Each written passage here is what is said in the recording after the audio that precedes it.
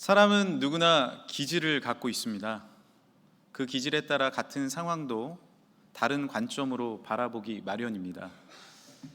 예를 들어서 집의 거실에 전등이 깜빡깜빡하다가 그 다음날 꺼졌다라고 생각을 해보십시다.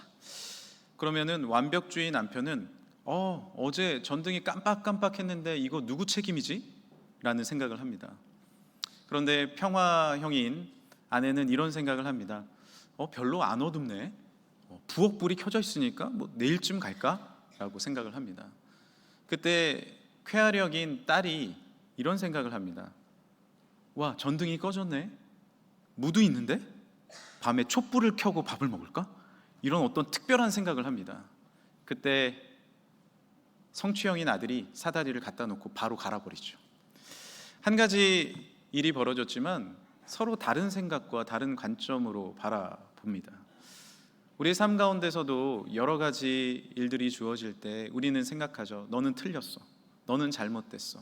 라고 생각합니다. 그러나 서로의 생각이 다를 때가 있는 것이죠.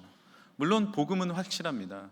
예수 그리스도의 십자가와 놀라운 은혜를 믿을 때 천국에 이르는 줄 믿습니다. 주님의 십자가는 확실합니다. 복음은 양보할 수 없습니다. 그러나 우리의 삶과 문화는 서로 다른 생각을 할 수 있다는 것이죠.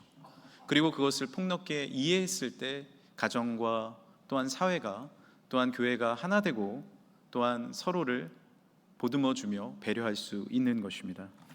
저는 오래전부터 이 기질에 대한 관심이 많이 있었습니다. 그래서 박사 논문을 쓸 때도 애니어그램을 통한 기질을 통하여 또한 성경 인물들을 많이 연구했습니다. 그래서 작년에는 수요 예배 때 성경 인물을 중심으로 기질과 하나됨에 대해서 함께 말씀을 살펴본 적이 있습니다. 오늘은 기질과 영적 성장에 대해서 특별히 완벽주의 바울을 통한 우리의 기질을 살펴보고자 합니다. 오늘 본문에서 바울은 로마에 편지 글을 보내고 있습니다. 바울은 완벽주의적인 성향을 갖고 있습니다. 모든 것이 완전해야 됐고 어렸을 때부터 율법을 철저하게 지켜왔던 바울은 흐트러지는 것이 싫었습니다. 빌립보서 3장 5절에는 이렇게 기록되어 있습니다. 바울이 스스로를 이렇게 설명을 합니다. 나는 8일 만에 할례를 받고 이스라엘 족속이요 베냐민 지파요 히브리인 중에 히브리인이요 율법으로는 바리새인이요 열심으로는 교회를 박해하고 율법의 의로는 흠이 없는 자라. 사도행전 22장에는 이렇게 자기를 소개합니다. 나는 유대인으로 길리기아 다소에서 났고 이 성에서 자라 가말리알의 문화에서 우리 조상들의 율법을 엄한 교훈을 받았고 오늘 너희 모든 사람처럼 하나님께 대하여 열심히 있는 자라. 자, 이 말씀을 들을 때 바울의 완벽주의적인 성향이 느껴지십니까? 바울은 유대인 중에 유대인이었고 완벽한 교육을 받고 자랐습니다. 가말리알이라는 문화에서 수업을 배웠습니다. 요즘 말로 말하면 공부를 철저하게 완벽하게 잘해서 서울대 카이스트에 들어간 겁니다. 그리고 아주 히브리인 중에 히브리인이었습니다. 지금으로 말하면 저는 명문집안 고 안동 김씨 이건공파 25대선 종친 회장이올시다 뭐 이렇게 말하는 것과 같아요. 뭔가 철저함이 느껴지지 않습니까? 그러한 히브리인 중에 히브리인이요 그런 교육을 받아왔습니다. 그런데 이런 완벽주의의 바울에게는 마음속에 아무에게도 말하지 못한 죄의 고민들이 많이 있었습니다. 고린도후서 9장에는요 내가 내 몸을 쳐 복종하게 함은, 그리고 오늘 본문 22절에는요 내 속사람으로는 하나님의 법을 즐거워하되 내 지체 속에서 한 다른 법이 내 마음의 법과 싸워 내 지체 속에 있는 죄의 법으로 나를 사로잡는 것을 보는도다. 오라 나는 공고한 사람이로다. 이 사망의 몸에서 누가 나를 건져내랴. 완벽주의의 특징은 다른 사람을 판단하고 정죄합니다. 완전하지 않은 것들이 보이니까요. 그런데 그 완전한 기질로 나도 힘이 듭니다. 내가 언제나 완전히 서야 되고 완벽해야 되는데 내 죄의 문제가, 정죄감의 문제가 나를 흔들어 놓습니다. 완벽주의의 특징은요 이렇게 생각합니다. 나는 이성적이며 공정하며 올바르다. 또한 내면의 동기는 세상을 더 올바르게 만들고 싶사. 그래서 내 마음속에 분노가 항상 있는 거예요. 이 세상이 온전하지 못해. 분노. 남편 보면 분노. 자녀 보면 화가 나. 그리고 나 스스로를 봐도 참지 못하는 거예요. 이성적입니다. 생각이 많습니다. 우리나라 사람들이 가진 많은 기질 중에 하나가 바로 완벽주의입니다. 왜 그럴까요? 우리나라는 유교적인 바탕이 있죠. 그래서 하나하나를 따져야 됩니다. 이것이 옳은가 저것이 잘못됐는가 따져 묻습니다. 그래서 완벽주의가 많습니다. 그리고 몇십 년 전까지 우리나라는 참 어려웠습니다. 가난했습니다. 그래서 가장들이 가게를 일으켜 세워야 했습니다. 정말 완벽하지 않으면 안 됐죠. 철저해야 했습니다. 그래서 여기 있는 60대 이상의 분들은 완벽주의의 경향을 많이 갖고 계십니다. 그렇다면 그 다음 세대에는 완벽주의가 없을까요? 아니요, 많습니다. 왜 그럴까요? 부모님들이 늘 하는 얘기가 뭐였습니까? 나는 못 먹었지만, 나는 가난했지만 너는 잘 배워야 한다. 너는 잘 살아야 한다. 그래서 철저하게 양육하고 교육시켰습니다. 요즘에는 자녀들이 하나 둘밖에 없으니까 완벽하게 키워야 해요. 기질이라는 것은요, 타고난 것도 있지만 어렸을 때 어떤 방식으로 양육을 받았는지에 따라서 결정이 됩니다. 부모님 둘 중에 한 명이 완벽주의자면요, 아이가 완벽주의일 경우가 많습니다. 철저하게 키우는 것이죠. 그렇다면 나는 어떠할까요? 여러분은 어떠할까요? 궁금하지 않으십니까? 자, 전에 제가 수요 예배 때 한 적이 있지만 안 해보신 분들이 너무 많기 때문에 간단한 테스트를 하나 해보겠습니다. 연세대 심리학과에서 나온 5개의 간단한 질문을 드릴 텐데 몇 가지가 해당되는지 한번 봐주시길 바랍니다. 첫 번째, 평상시 실수할까 봐 걱정하는 스타일이다. 두 번째, 어떤 행동을 하고 나서 내가 잘한 행동인지 의심한다. 세 번째, 평상시 정리정돈을 중요하게 여긴다.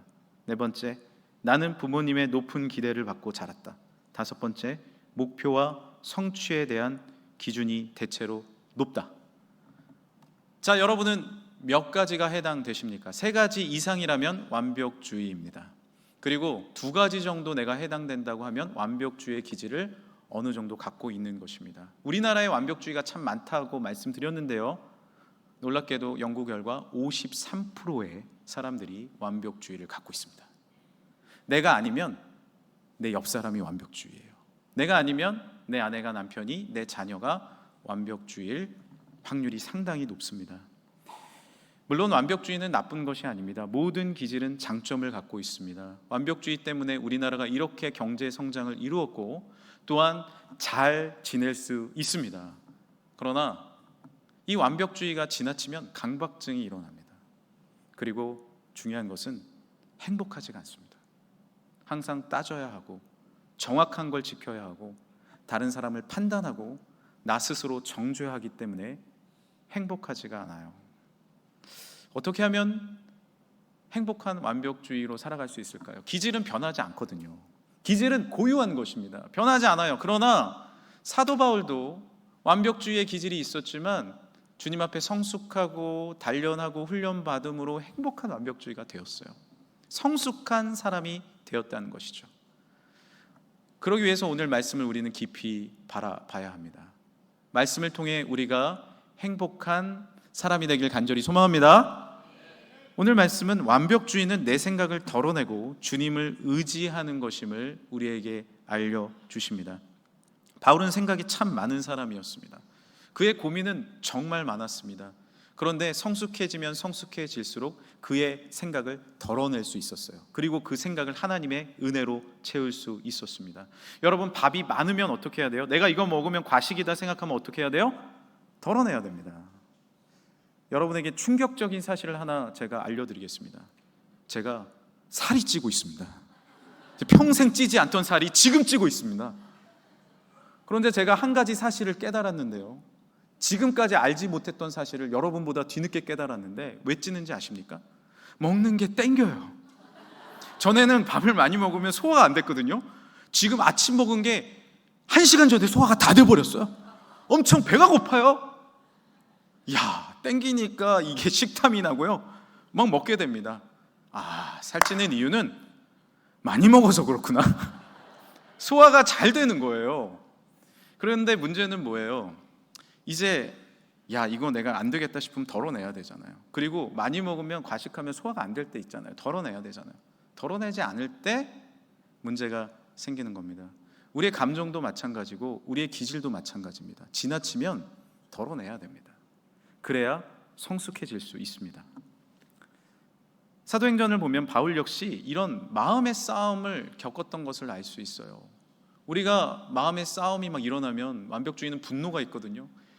이 세상을 향한 분노, 남편을 향한, 아내를 향한, 또한 주변 사람들 통한, 나를 통한 분노가 있는데 밤에 잠이 안 와요. 화가 나. 아주 못 견디겠어. 덜어내고 하나님 앞에 맡겨야 되는데 그게 안 됩니다. 사도 바울도 이런 흔적이 보입니다. 사도행전 15장에 보면 바울과 바나바가 서로 심히 다투어 피차 갈라서게 되었습니다. 왜 그랬을까요? 바울, 바나바, 마가라는 세 사람이 1차 전도 여행을 떠나거든요. 그런데 그 전도 여행에 문제가 하나 생깁니다. 바울은 완벽주의자예요. 바나바는 평화주의자입니다. 그런데 그 중간에 있는 마가는 천방지축이에요. 마가는 예루살렘의 부잣집 아들이었습니다. 이 삼촌인 바나바를 따라서 전도여행을 같이 떠났는데 힘든 거죠. 그리고 무슨 일이 있었던 것 같습니다. 전도여행 중에 다시 밤빌리아에서 예루살렘 집으로 돌아가 버립니다. 바울은 화가 나는 거죠. 뭐 이런 놈이 다 있냐. 아니, 함께 완벽한 전도여행을 떠나고 있는데 이 완벽을 깨? 이게 무슨 일이야? 화가 났습니다. 그리고 1차 전도여행이 마쳤습니다. 2차 전도여행이 시작이 되는데 바나바가 말합니다. 마가를 다시 데려가자고. 그때 화가 난 거예요. 아니, 조카라고 감싸는 거예요? 마가가 무슨 행동했는지 몰라요? 전도여행을 망쳤잖아요. 그리고 대판 싸운 겁니다. 물론 바울의 판단이 옳을 수 있습니다. 바울은 실라를 데리고 터키 지역, 시리아 지역으로 가버렸어요. 그리고 바나바는 마가와 함께 다른 지역으로 갔어요. 바울의 판단이 옳았을 수도 있어요. 그러나 중요한 건 무엇입니까? 마가가 잘못했나요? 마가가 무슨 일이 있는지 바울이 다 이해했나요? 그리고 자신의 상황에는, 자신의 삶에는 잘못이 없나요? 이 상황을 완벽하게만 보면 삐그덕대기 시작하는 것 아닙니까? 나아가 바울은 본인 자신에게도 죄에 있어서 너무 엄격했습니다. 내 안에 죄의 법과 하나님의 법이 있구나. 오호라 나는 공고한 자로다. 물론 모든 사람은 이런 정죄감의 아픔을 다 갖고 있기 마련이죠. 그러나 완벽주의는 더 심합니다. 못 견뎌요. 힘들어요. 어려워요. 자유하지 못해요. 그런데 바울이 예수님의 은혜를 만나니 어떻게 됩니까? 내 안에 있는 인간적인 완벽함을 내려놓게 되는 거죠. 그리고 덜어낸 만큼, 아니 내 삶의 모두를 이해되지 않는 예수 그리스도의 사랑으로 채우기 시작합니다. 할렐루야! 오늘 말씀 본문 1절입니다. 로마서의 핵심이죠. 같이 한번 읽어보겠습니다. 그러므로 이제 그리스도 예수 안에 있는 자에게는 결코 정죄함이 없나니 이는 그리스도 예수 안에 있는 생명의 성령의 법이 죄와 사망의 법에서 너를 해방하였음이라. 할렐루야! 바울은 죄와 사망의 법 가운데 갇혀 있었어요. 나를 스스로 판단하고 남을 정죄하고 남을 판단의 눈으로 늘 바라봤습니다. 행복하지 않았어요. 괴로웠습니다. 아팠어요. 완전해지고 싶지만 완벽하지 못한 자신과 주변을 바라봅니다. 그러나 이해되지 않는 일이 벌어졌어요. 완전하신 하나님이 완전하지 않은 이 세상에 나의 삶에 다가오신 겁니다. 예수 그리스도의 십자가의 놀라운 보혈과 능력과 은혜로 나에게 다가오셔서 완벽한 율법이 아니라, 완벽한 법이 아니라 완벽한 희생과 사랑으로 나를 용서해 주신 겁니다. 할렐루야! 여러분, 자녀가 언제 변화되나요? 부모의 사랑을 깨달을 때 아닙니까? 이해되지 않지만 부모님이 나를 사랑하시는구나, 나를 지금까지 이끌어 주셨구나, 그 사랑을 깨닫는 순간 변화되는 거예요. 하지 말라, 이거 하지 말라, 저거 하지 말라, 법으로 변화되는 것 같지만 그렇지 않습니다. 정죄와 판단이 아닙니다. 사랑으로 변화되는 것입니다. 한 완벽주의 엄마가 있었습니다. 엄마는 딸이 늘 못마땅했습니다. 못마땅하니 언제나 잔소리뿐이었습니다. 그러던 어느 한 날 엄마는 주님 앞에 간절히 기도하기 시작했어요. 딸을 놓고 기도했어요. 그런데 마음이 속상한 거예요. 불이 나기 시작하는 거예요. 하나님, 이 딸을 어찌합니까? 그런데 주님이 이렇게 말씀하는 거예요. 사랑하는 내 딸아, 너의 딸이 얼마나 괜찮은지 아느냐? 라는 확신을 주시는 거예요. 하나님, 제 딸은 게으릅니다. 아니, 성격이 좋잖아. 하나님, 제 딸은 경쟁심이 하나도 없어요.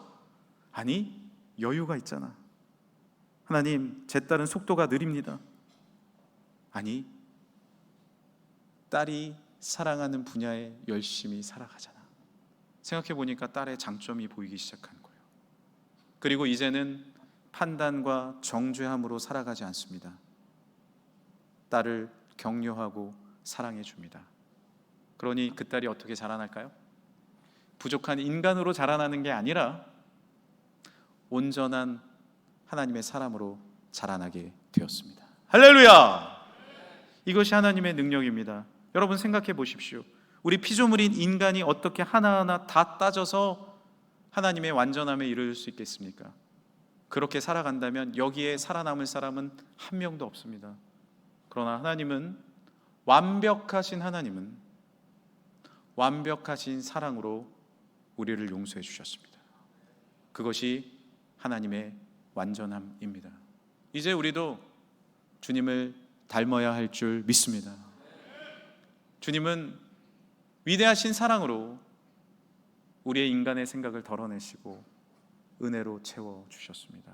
이제 우리도 은혜로, 믿음으로 서로를 바라보시길 간절히 소망합니다. 오늘 말씀은 또한 완벽주의의 사람은 다른 사람과 파트너가 될 수 있어야 한다고 우리에게 알려주십니다. 완벽주의는 혼자 일하는 것이 편합니다. 편해요. 다른 사람의 약점이 쉽게 보이기 때문입니다. 같이 일하면요, 아주 열받아. 아니, 어떻게 저렇게 일을 하지? 막 속에서 불이 일어나요. 이게 완벽주의의 특징이에요. 사도 바울도 그랬습니다. 그래서 마가가 싫었죠. 오늘 이 로마서의 배경이 되는 교회는 로마 교회입니다.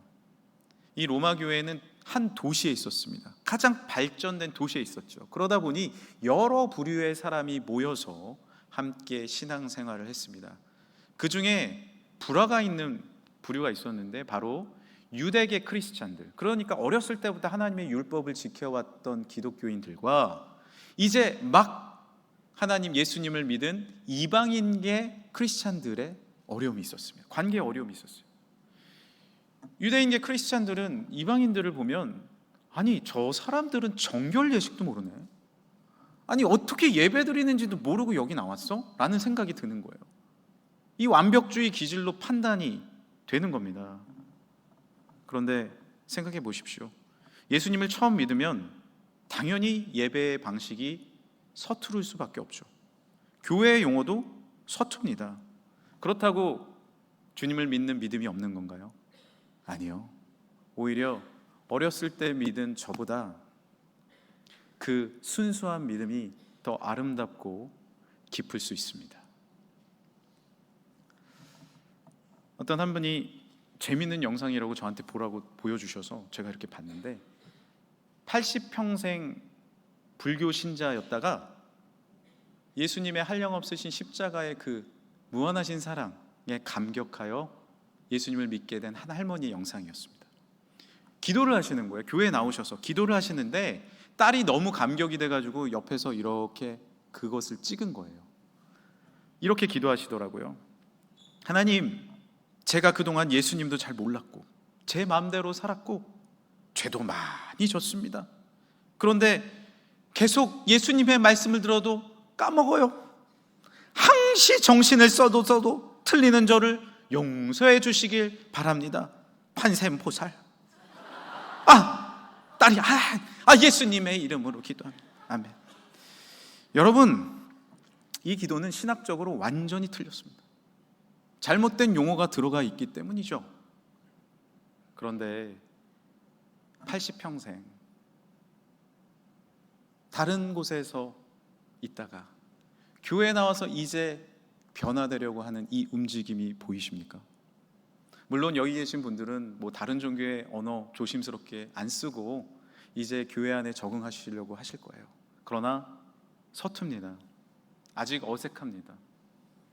부부가 와서 앉으면 남편이 정말 초신자시면 언제 일어나야 할지, 언제 앉아야 할지, 뭘 해야 될지 서성거립니다.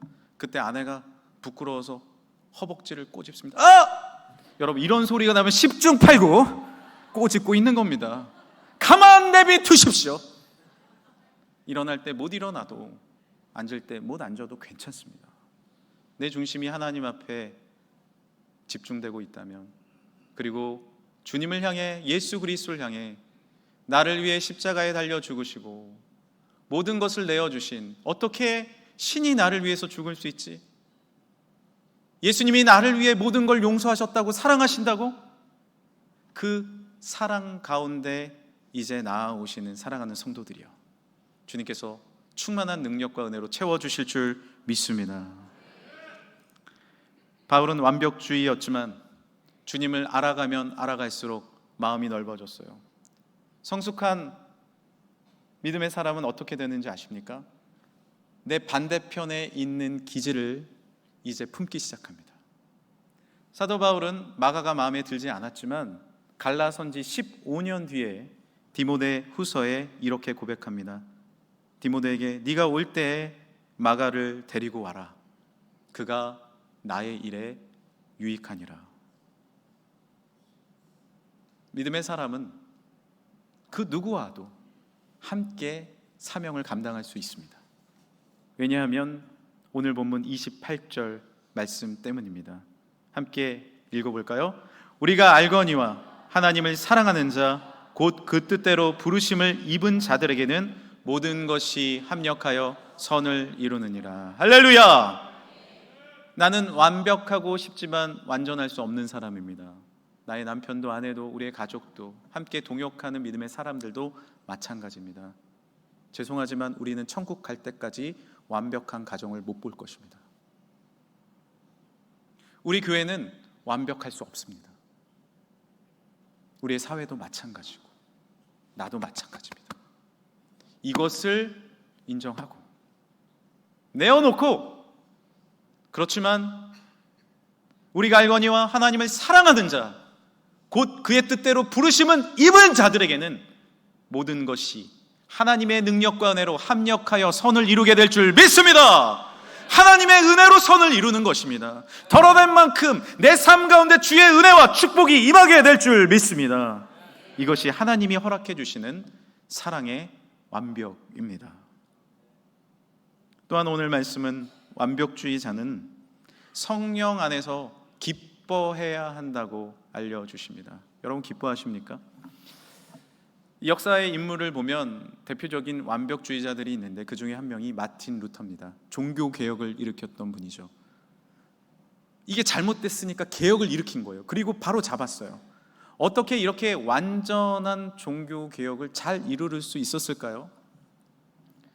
루터는 찬양을 좋아했습니다. 항상 찬양을 주님 앞에 올려드렸어요. 내 마음에 분노가 일어날 때, 판단이 일어날 때 주님 앞에 찬양으로 영광 올려드렸어요. 그래서 루터는요, 훌륭한 신학자이기도 하지만 찬양 작곡자였습니다. 찬양가였어요.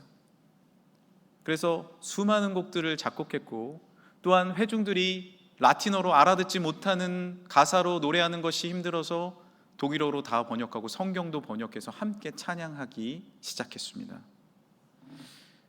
성경을 아시는 분은 기억하시겠지만 바울과 실라도 전도여행 중에 옥에 갇혔을 때 어떻게 했어요? 찬양했잖아요. 얼마나 바울이 속상했겠습니까? 완벽주의자인데 하나님의 말씀을 전하다가 옥에 갇혔는데, 그런데 그곳에서 찬양한 거예요.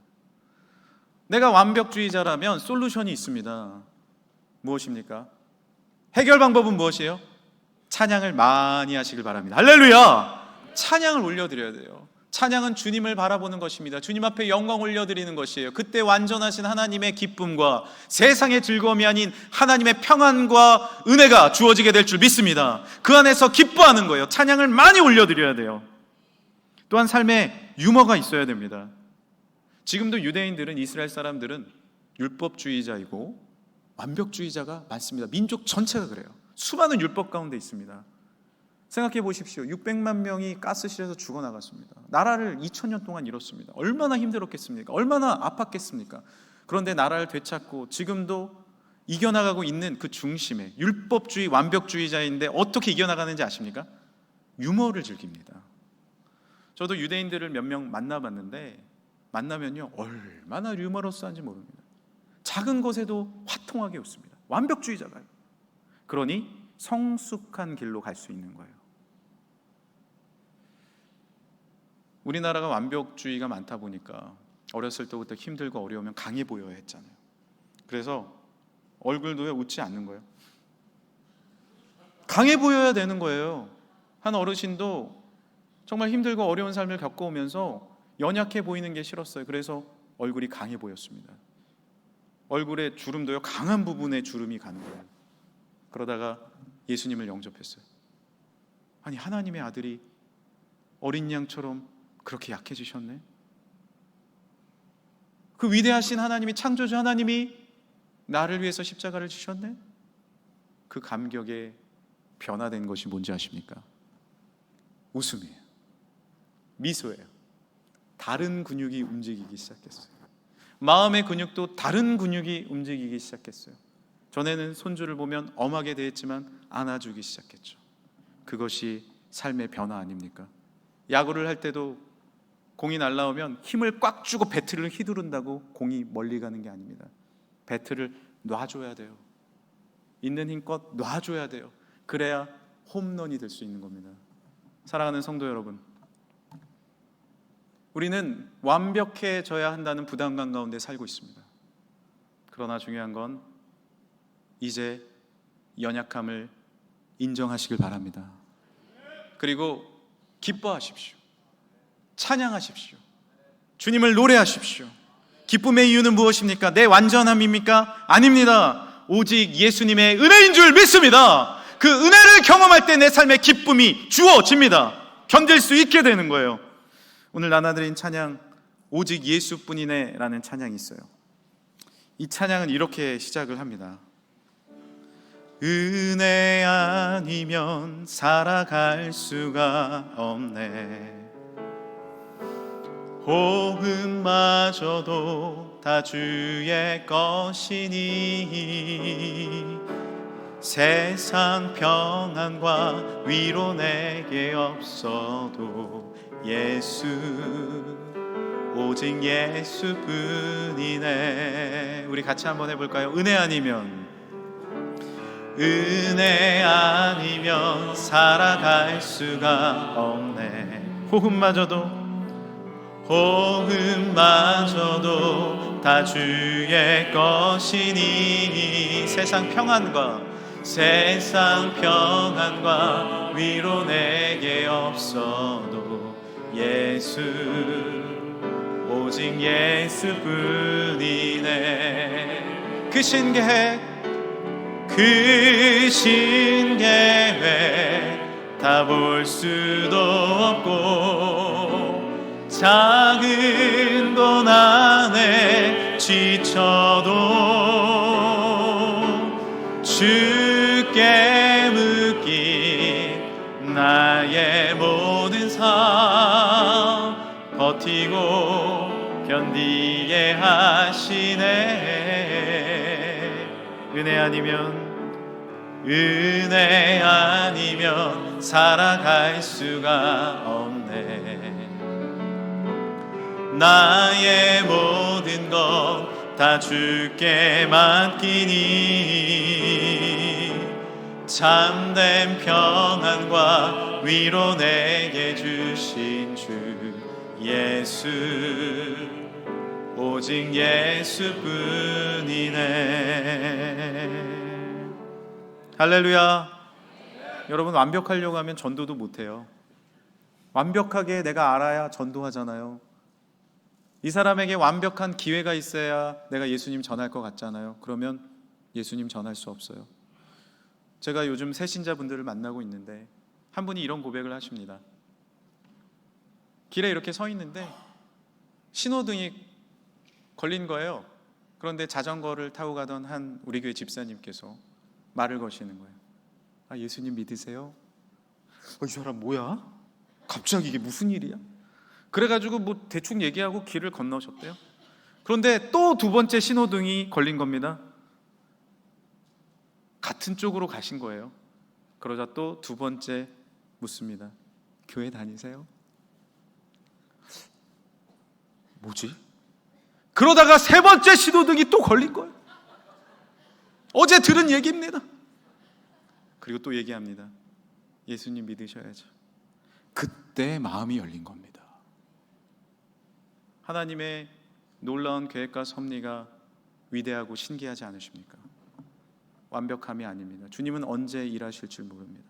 주께 맡기고 주님을 의지할 때 주님이 사랑하는 나의 가족, 나의 이웃, 그리고 준비된 영혼을 분명히 붙여주실 줄 믿습니다. 어린아이는 완전하지 않아요. 아장아장 걷는 아이는 더 그렇죠. 엄마의 손을 붙잡고 걷고 있는데 제가 이렇게 보면 지가 걷는 줄 알아요. 엄마가 붙잡고 있기 때문이죠. 그리고 나중에 혼자 걷게 돼도 엄마는 뒤에서 지켜봅니다. 우리의 삶도 마찬가지입니다. 우리는 평생 내 힘으로 걸을 줄 알고 여기까지 걸어왔습니다. 그러나 우리는 깨닫습니다.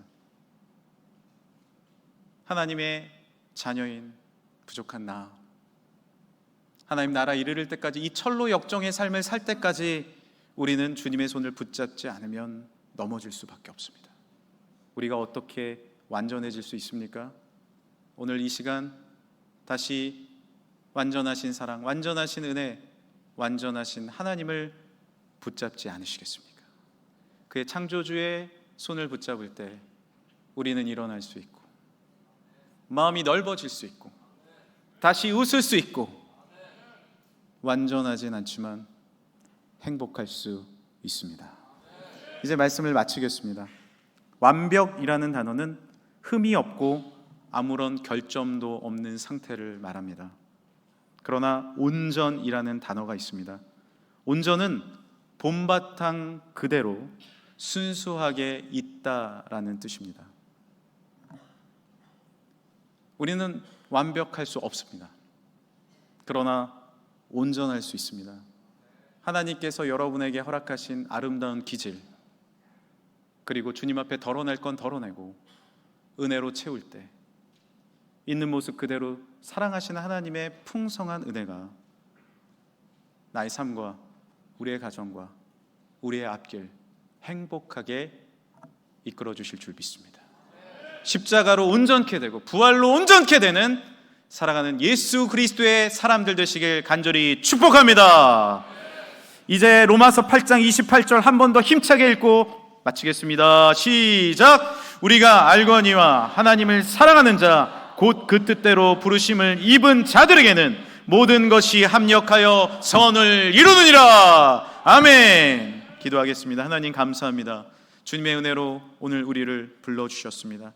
완벽하려고 했고 완전하려고 했지만 언제나 내 안에 분노와 화가 가득한 나를 발견합니다. 주여, 이제 많은 나의 생각을 덜어냅니다. 주여, 하나님의 은혜와 생각으로 채워 주옵소서. 십자가로 부활로 구원하여 주옵소서. 나를 구원하신, 나를 사랑하신, 완전하신 예수 그리스도의 이름으로 기도합니다. 아멘. 우리 다 같이 일어나시겠습니다. 우리 옆에 분 보고 인사하겠습니다. 하나님이 완전하십니다. 예, 우리 이제 마지막 찬양 또 부르는 거예요. 계속 부르는 거예요. 은혜 아니면 살아갈 수가 없네. 우리 찬양하시고 제가 헌금위에 기도하고 원로 목사님 축도하심으로 예배를 마치겠습니다.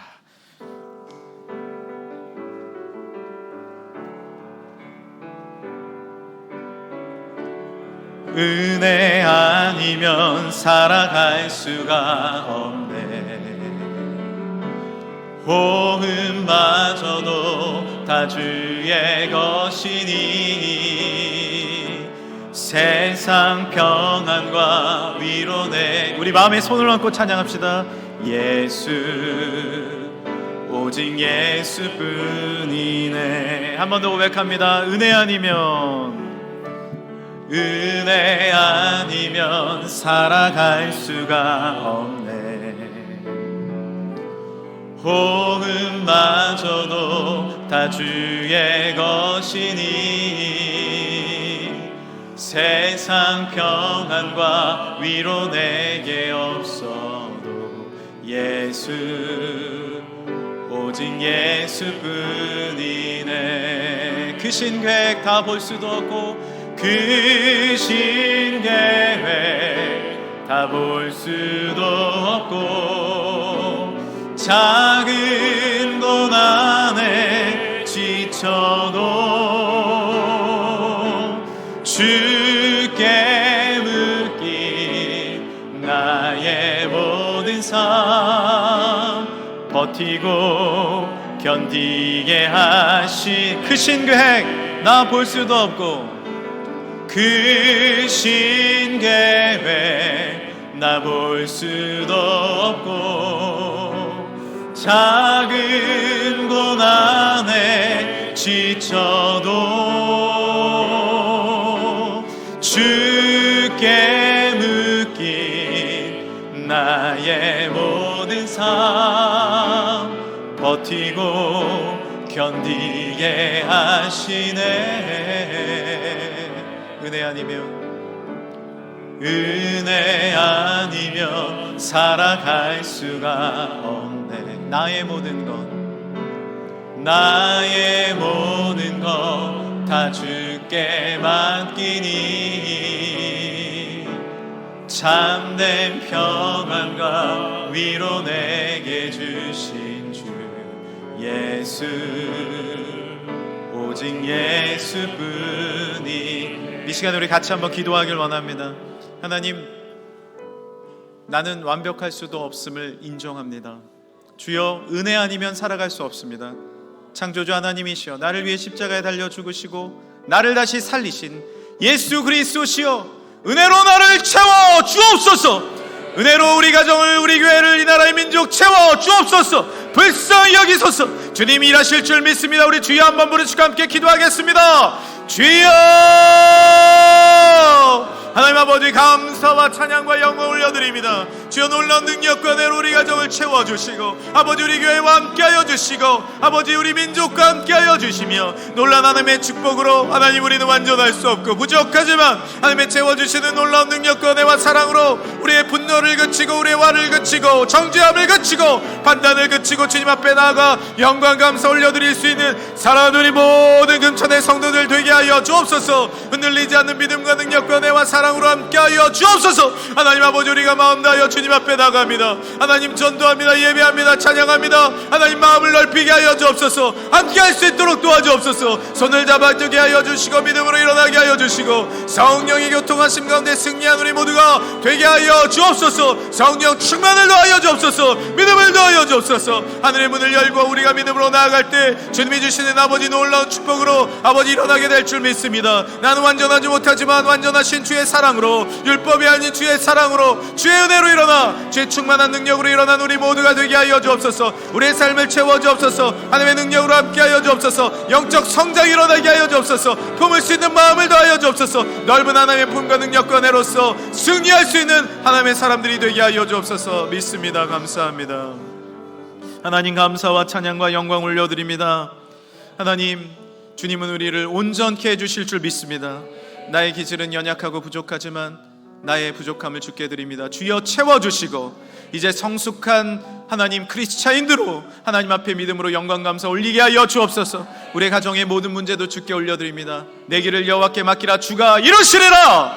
하나님께 가까이 함이 내게 복이라. 창조주 하나님께 가까이 함으로 승리한 우리 모든 성도들 되게 하여 주시고 가정의 모든 기도 제목 응답하시며 건강으로 채우시고 모든 질병은 나사렛 예수님의 은혜로 십자가의 보혈로 깨끗하게 치유되게 하여 주옵소서. 마음의 질병도 나의 철저함이 아닌 하나님의 위로와 격려와 하나님의 치유함의 은혜가 임하게 하여 주옵소서. 가정의 모든 문제, 우리의 일터의 문제, 우리의 앞길의 모든 열리지 않는 것들도 열리게 되는 하나님의 축복과 은혜가 임하게 될 줄 믿습니다. 주님 앞에 감사하는 마음으로 헌금드립니다. 주여 중심의 의무를 받으시고 30배, 60배, 100배로 채우실 줄 믿습니다. 물질의 삶도 내 뜻대로 사는 것이 아니라 주께 맡길 때 하나님이 채워주시는 1000배만배로 채우시고 채나가지 않게 하여 주시고 넉넉하게 하시고 베풀고도 남게 하시는 하나님의 은혜가 임하게 될 줄 믿습니다. 주님 앞에 기도 제목으로 드립니다. 주일헌금으로 10의 1조로 감사의 힘으로 선교구제 장악 드려지는 모든 건축과 성미와 일천번제와 구역헌금과 주정헌금 주여 받으시며 또한 중심의 기도 제목 가운데 응답하여 주옵소서.